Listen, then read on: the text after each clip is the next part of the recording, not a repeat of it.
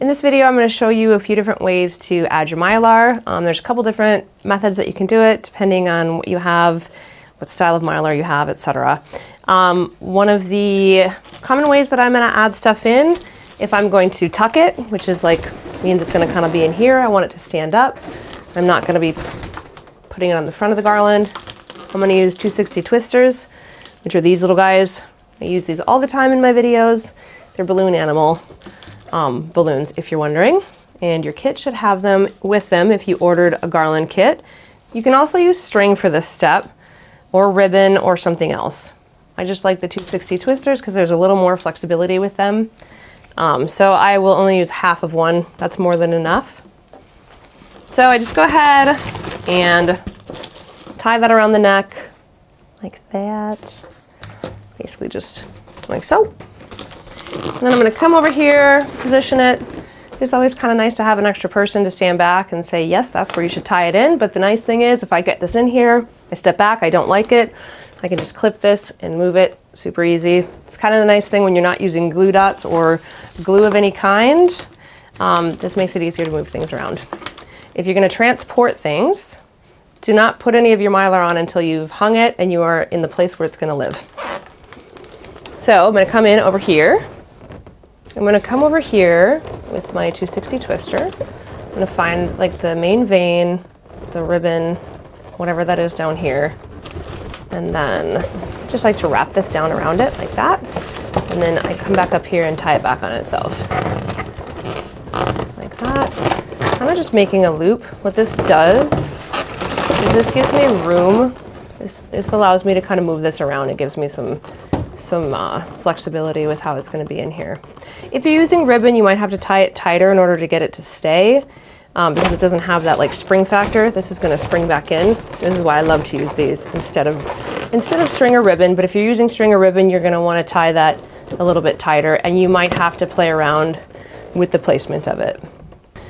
So there, I can just kind of wedge that in there like that, and then I generally put my 5-inch balloons on after I do my ones that are tied in where they're going to be standing up, or if I have orbs, I'm going to show you how to put an orb in really quickly too, just because sometimes you get gaps in here, so then it's kind of nice to know where you're going to fill in. Any of my Mylar that I'm going to add on with glue or glue strips, I'm going to do at the end because I don't want to have anything popping. And I wouldn't add your Mylar until your garland is in place where it's going to live. You can add all of your Mylar at the end after your little 5-inch ones are on as well, because you can move that stuff around. As long as you don't use glue dots, you should be fine. If you are using glue dots, I would try to kind of get it into place. Glue dots are fussy and they like to pop things if you move it too much. I'm not adding an orb to this garland, but I do want to just show you how to do it. So if you have one where you've got these and you want to add them, these are supposed to kind of mimic a latex balloon, so you want to kind of tuck them into the garland. I have them attached to a 260 twister balloon, and then I'm going to go in, I'm going to do kind of the same thing that we did here with this guy. These ones I generally will tighten them in a little bit more, not much, but so I would just be like, where do I want it, you know, here, oh, here would be nice. The more forward that it is, the bigger it's going to look. If it's back here, you guys can see that it starts to get smaller. Anything that goes backwards looks smaller. You pull it forward like that, it's going to have a lot more impact. So just kind of keep that in mind. So I have a couple of different ways I can tie it in like I did that, which is what we'll do here. The other thing that I can also do is I can figure 8 it around a balloon. So that's kind of another method if I just took this and wrapped it. If you have done like ribbon building or luxe building, if that's what you're doing with us, it's the same kind of technique. You just take it in and wrap it a couple of times around like 2 different balloons. Just depends on the spot. But sometimes tying it just is the path of least resistance. Like that. And I can kind of move it. I can adjust it. Flip it around if I wanted it, but if you wanted it like that, if you wanted it back there, if it's covering something and you wanted to move it, but that's kind of how you do that. Another way to add Mylar is going to be with these little brown strips. These are glue strips. They have a little bit more adhesion than pretty much any of the other types of glue and glue dots that we've used. So I do like to have these for attaching Mylar or just kind of attaching things to the outside of the garland. I don't use them for 5-inch balloons personally. I find it to be a little bit cost prohibitive, number one, and I just don't like to use glue for that. So with my Mylar, the first thing that I always do is I tape back the little tail, the valve tail, just to make sure it's not dangling. This is gaffing tape. You guys can just use Scotch tape, something pretty basic. You don't need to use that. Then I decide where I want to hang it. Because I don't have a lot of flexibility to move it because it can pop the latex. So I don't need a full strip, about 1/3 of a strip in each spot. So I'll start with one spot, cut 1/3 of that, like that. So when I'm doing this, I want to put the sticky stuff where I'm going to put it onto latex. The Mylar, I don't find if you put it on the Mylar first, it works as well. I don't know why, it just doesn't. So the tacky part's going to stay on the brown paper, like that. I come up and see approximately, so I always come in behind it, so I know where it's going to be. Put that on there like that. Rub it on. If it's dry or really staticky, for some reason, glue gets funky. So you have to just give it a little more, give it an extra second on there before you peel this away. I'm gonna peel that away. And then for when I attach this, I do have to hold it. I would give it 10-15 seconds. It sometimes doesn't want to grab right away. It just has to, like, the glue has to kind of bond to it.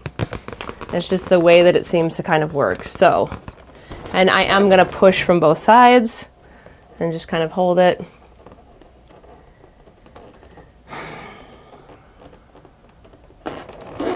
So, about 10 seconds. I could just leave it like that, but I'm gonna tack it down in another spot just to make it kind of more secure. Trick of the trade, I don't use these when I'm doing builds for people. I actually use low temperature hot glue, which seems crazy, but if you can touch it, it's not gonna pop the balloons. And low temperature hot glue doesn't burn the ever-loving crap out of your hands, and it doesn't pop your balloons. So if you have one of those at home, I would definitely recommend using those. They work fantastic. And I actually, same thing, I think with those I put the glue on the Mylar instead of onto the latex. Hard to remember in this exact moment. You do something 100 times and then you can't remember which order you do it in, so. Okay, so I'm gonna come in right behind. Again, I'm kind of just pressing that glue syrup on there, just giving it a second to kind of adhere. Sometimes it wants to be fussy. And then pushing those two together, like that. And then you're good. So if you're indoors, these work great. They're the Clik-Clik brand glue strips. I will put a link below so you guys can see which ones they are. But if you've ordered a kit that comes with Mylar, you'll have them in there. Or if you've ordered something that has anything that gets added on after and you have those strips, that's what they're for. They're super easy to use and they have pretty dang good adhesion. Glue dots are great for latex, but they just don't seem to hold anything else. So. All right, so I'm gonna add some of my Boom Shakalaka stars, some of my Starbursts here. These ones I would tack down in probably 2 spots, 1, 2. I kind of tend to, like, you know, you can add them in there like this, like we did with this guy. You can tie them in if you want them kind of sticking off, like, or you can tack them in these 2 spots and kind of open them up so they're like more like that. Depends on where you want to put them, etc. Once again, kind of pre-placing.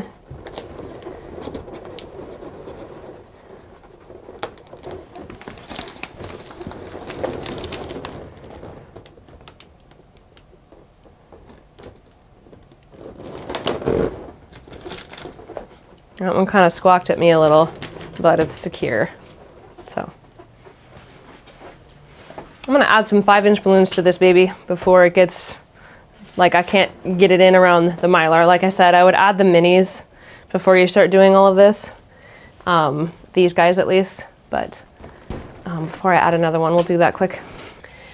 So if you are following along and you're using, you have a decorator strip that you've used, the glue strips are probably going to be your best option. It's a little bit harder to tie the balloons into a garland strip. It's not impossible. You can definitely do it. It just, when you start reaching in there and pulling things around, these balloons tend to want to like spring off of the decorator strip.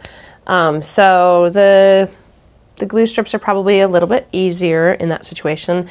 Otherwise, if you have used ribbon, fishing line, 260s, etc., you can kind of pop these in a bunch of different ways.